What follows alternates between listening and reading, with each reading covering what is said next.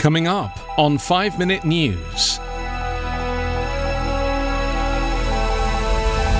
In new Brexit row, Britain details post-EU plans. Doctors studying why obesity may be tied to COVID-19. And Boeing finds another problem with the 787 that will delay deliveries. It's Wednesday, September 9. I'm Anthony Davis.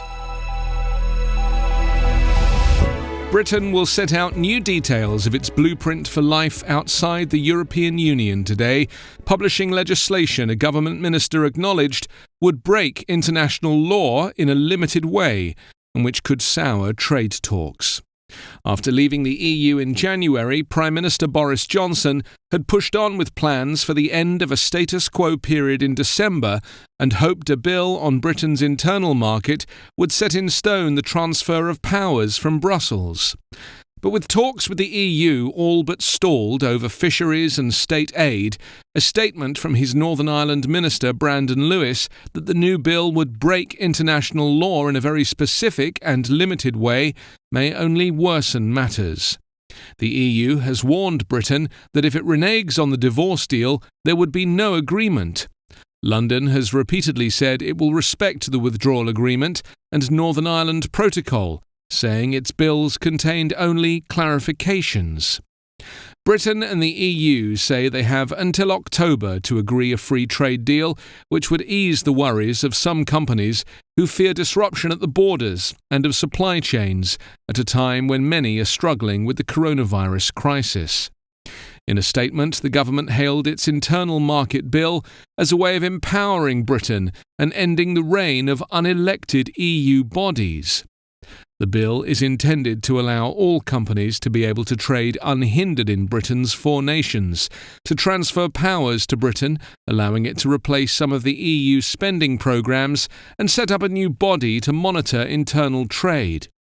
It would also ensure there would be no legal confusion about the fact that while Northern Ireland would remain subject to the EU's state aid regime, Britain would not. In the early days of the pandemic, doctors noticed something about the people severely ill from COVID-19. Many were obese. The link became more apparent as coronavirus swept across the globe and data mounted, and researchers are still trying to figure out why. Excess weight increases the chance of developing a number of health problems, including heart disease and diabetes, and those are among the conditions that can make COVID-19 patients more likely to get very sick. But there's some evidence that obesity itself can increase the likelihood of serious complications from a coronavirus infection. One study of more than 5,200 infected people, including 35% who were obese, found the chances of hospitalization rose for people with higher BMIs, even when taking into account other conditions that could put them at risk. Scientists are still studying the factors that might be at play. The way obesity affects the immune system may be one, but say it's another example of the pandemic illuminating existing public health challenges.